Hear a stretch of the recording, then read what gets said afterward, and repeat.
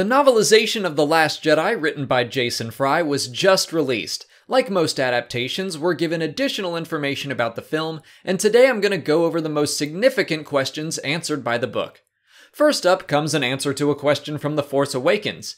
Chewbacca's bowcaster seems to be devastating enemies left and right until Kylo Ren. Why didn't the shot hurt him as much? Did Chewbacca lower the power?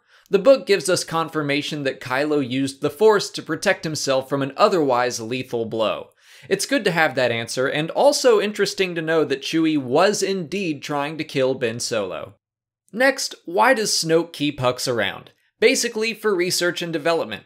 It's been said in resource books that Starkiller Base was Hux's pet project. Snoke doesn't really care about planet killers or massive fleets so long as he gets to be in charge, it seems. So he relies on Hux to provide the tools for his conquest. When Kylo attacks the Raddus, we get to see what's going on in his mind. He freezes up when he senses Leia, which we already knew, but specifically he feels that she isn't angry with him.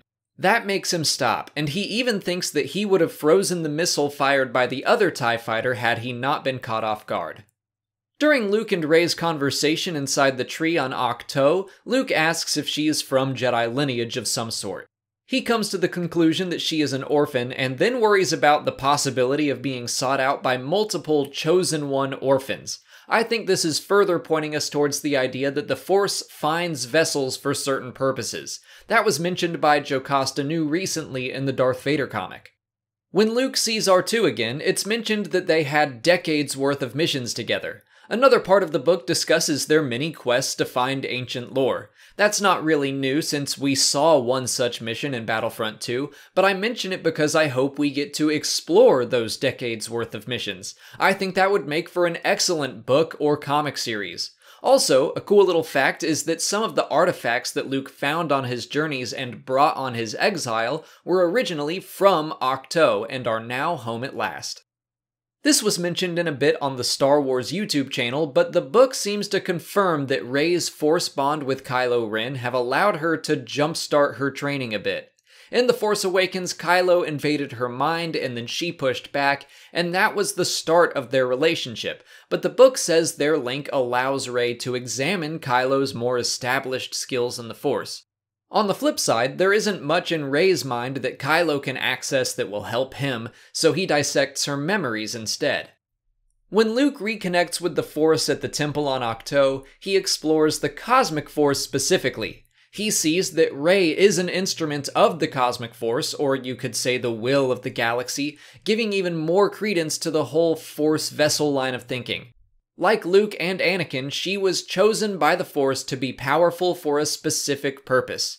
Anyway, that revelation leads him to believe that he should, in fact, return with her to help the Resistance, until he sees her holding hands with Kylo. When Luke puts on the Jedi robes again, he recalls that he has tried to burn down the tree on multiple occasions, but has never been able to bring himself to go through with it. Rey interrupted one of his attempts, which is why he was wearing the robes at the end of The Force Awakens. When Rey comes face to face with Snoke, she sees in his eyes the same thing she saw in the dark side cave on Ahch-To, the promise of secrets and power. Rey Sloane is mentioned, but her fate is not specifically revealed. Snoke thinks of himself as an unexpected leader. He dealt with the remaining would-be Imperial leaders by either bringing them into his way of thinking, sidelining them, or outright destroying them. His rise to power and the rise of the First Order was not the result of a master plan, but was improvisational. It sounds like Snoke swooped in to help the Imperial remnant who would have perished in the unknown regions without him. He was then able to twist them into a tool of his own making. It also sounds like Sidious had at least some knowledge of him, and it sounds like Luke has met him in person to gain knowledge. I guess that makes sense considering Leia and Han seem to know the man by name in The Force Awakens. I think the book does a lot to build up Rey and Kylo's connection and hope for a future of some sort together. Rey escapes the Supremacy by using Snoke's shuttle and waits in space for a pickup from Chewie so they can rejoin the fight. After they pick up the surviving Resistance members, she and Kylo share their final Force-connected moment together. Rey has no more compassion for him, and she severs their connection. Just before Luke vanishes, he thinks he hears the words, "Let go." I'm hoping that's a little cameo from Obi-Wan. Before I wrap up, I do want to mention a little something regarding novelizations. Sometimes adaptations can cause contradictions. For example, Rey and Poe meet each other in the Force Awakens novelization by Alan Dean Foster, but then they meet for the first time in The Last Jedi. When something like that pops up, go with the movie version over the book. The movies are the way events actually happened, and the books are more like interpretations of those events. I haven't even scratched the surface of everything mentioned in the Last Jedi novelization by Jason Fry.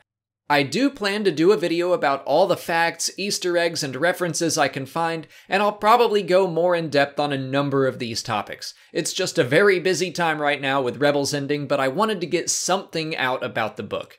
If you're impatient and you want to explore it all more for yourself, consider checking it out on Audible. The audiobook is out now, and you can get it for free by clicking on the link in the description or by going to www.audibletrial.com/Star Wars Explained.